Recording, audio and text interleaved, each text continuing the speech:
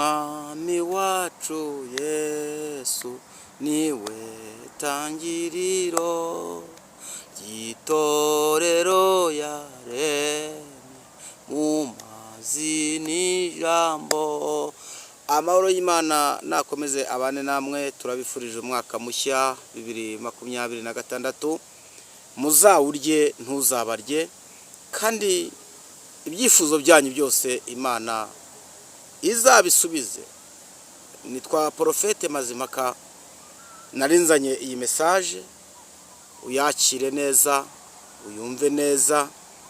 Aya mahoro y'Imana agendane nawe, iza bw'Imana bugendane nawe. Umva iyi message nzanye kuva 17:14, haravuze ngo Uwiteka abwira Mose ati andika ibi mu gitabo biburwibutso, ubibwire Yosuwa yuko nzakuraho rwose kwibuka kwa Amaleki bakibagirana uwo munsi y'ijuru bose. Imana ifite umugambi wo gukura Abamaleki ku buzima bwawe. Imana ifite umugambi wo kwirukana indyarya ku buzima bwawe.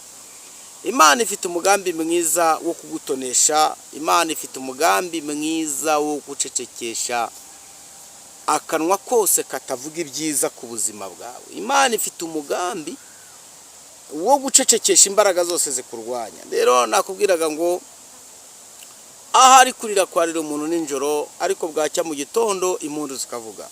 Ushobora kuba utameze neza ubw'impamvu runaka, ibibazo bitandukanye, ariko komeza wizera Imana yakuremye, igufite umugambi mwiza. Hanyuma Zaburi ya 23 Bibiliya ivuze ngo Uwiteka niwe mwungeri wanjye sinzakena, andyamisha mu cyanya cy'ubwatsi bubisi kandi anshora iruhande rw'amazi adasuma.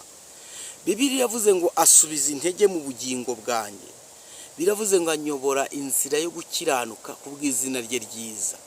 Bibiliya yavuze ngo naho nanyura mu gikombe cy'igicucu cy'urupfu sinzatinya ikibi cyose kuko ndi kumwe nawe. Hanyuma Uwiteka ari mu ruhande rwawe nta mubisha. Iyi ni Zaburi ya Dawidi, niyo waririmbye indirimbo.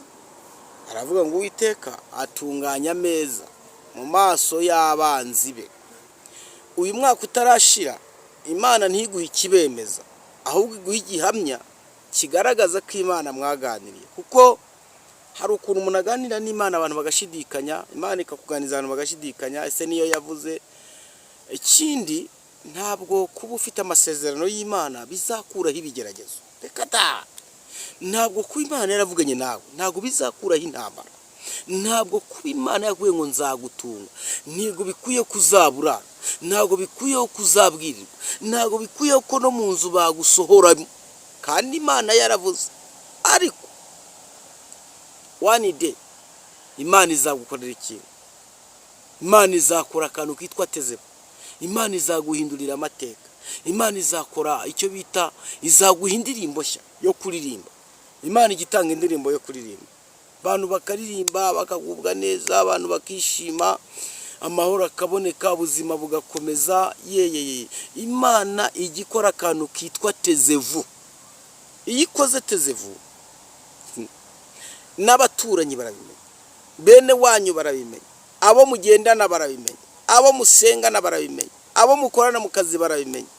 Njyewe nkunda kwivugira amagambo ameze gutya, ariko buriya ugiye kwa muganga, hari abaganga baba batandukanye. Hari abashinzwe kuvura uburwayi bwo mu nda, hari abavura uburwayi bw'umutwe, hari abavura ubw'amaso, hari abavura ubw'amenyo, mbese umugongo, amaguru. Mbese iyo ugeze kwa muganga buri gice cyose kiba gifite muganga wacyo. Rero njyewe Imana yampaye kuba natanga ubutumwa bwomora ibikomere, kuko buri wese niko Daniel yaravuze ngo abantu bazi Imana yabo bazakomera nibamara gukomera kuri iryo butwari.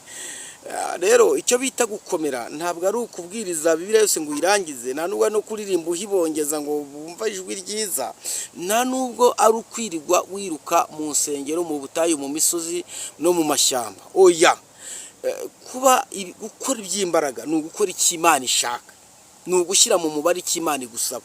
Kuko Muhanga yaravuze ngo iyo wujuje ibyo usabwa uhabwa ibyo usaba.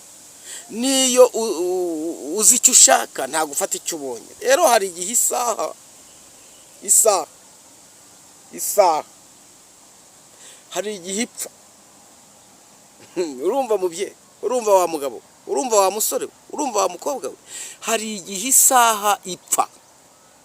Ariko aho urushinge rwakwamiye hari igihe urebaho ukabona iyo saha iri ku gihe kandi isaha yarapfuye kera. Rero birasobanura ngo igihe cyawe anytime, igihe cyawe kizagera. Uriya niwe ubona amerewe neza mu buzima, ubona bwiwe, mu mibereho ubona yiwe, ariko one day Imana izaza. Imana izaza, ntizaceceka. Kandi n'abakora ibyaha nabo Imana iratangaje. Biravuga ngo ibyo urabikora ngakwihorera, ukibwira ko nkwanye nawe rwose, ariko nzabishyira ku mugaragaro umunsi umwe. Ikintu cyatumye ntinya Imana, ntago wayikangisha ngo uri igikara, uri muremure, uri inzobe, waje mu rusengero kera, uyobora ibyiciro runaka, uyobora abantu b'amateka. Reka da, Imana ntabwo ibyo ngibyo biyireba. Bibiliya iravuga ngo ntimuyobe, kuko Imana itanegurizwa izuru. Ushobora kubaho ikintu nabonye gikomeye abantu batajya basobanukirwa, ni iki kintu dutuyemo cyitwa umubiri. Iki Gonzaga niwe waririmbye ngo mubiri we ndagusiga amavuta meza, nkakugaburira neza, nkakwambika neza, ariko mubiri we uranze urananiye. Rero iki kintu ntikizaguteranya n'abantu, iki kintu ntikizaguteranya n'Imana. Wewe hagarara ku murongo mwiza, ugendere mu murongo Imana igushakamo. Byanga byakunda nurwanira Imana ishyaka, nayo izakurwanira ishyaka kandi izacecekesha imigambi y'abadayimoni, kandi abantu bose bazamenya ko hari Imana iri mu ruhande rwawe. Nibyo, ntago dukiranuka, turi n'abanyabyaha, ariko iri mu ruhande rwacu ni Imana itabeshya. Imana ivuga bikaba, yategeka bigakomera. Ndashaka gusengera muri iri jambo. Mbere yuko usoza umwaka, ni iki kintu wibutsa Imana? Mbere yuko utangira umwaka, ni iki kintu wibutsa Imana waba warakoze? Niba waragikoreye umuntu, niba waragikoreye utishoboye, niba waragikoreye mu rusengero, niba waragikoreye mu cyiciro runaka, ariko biragatsindwa ko wabura impundu mu ijuru bateranye. Biragatsindwa ko wasoza umwaka Satani agusuzuguye kandi iri mu ruhande rwawe ari Imana itabeshya. Biragatsindwa, birakanyagwa, birababaza kuba waravuye mu butayu ariko ugasonzera i Kanani aho abandi bari kurira. Birababaza kuba warababariye mu butayu, wagera n'i Kanani ugakomeza ukababara. Birababaza ibyo bintu. Abantu bakuziho ubushobozi, abantu bakuziho imbaraga, abantu bakuziho inama nziza, ariko ikintu cyose ukoze kiranga. Ndagira ngo tubwire Imana, tuyibwire ngo wite, banza tubabarire ibyaha n'ibicumuro, dusoza umwaka utureba neza. Imana ikurebane amaso y'imbabazi, Imana ikurebane amaso y'imbabazi mubyeyi, Imana ikurebane amaso y'imbabazi mugabo, Imana ikurebane amaso y'imbabazi musore, Imana ikurebane amaso y'imbabazi mukobwa.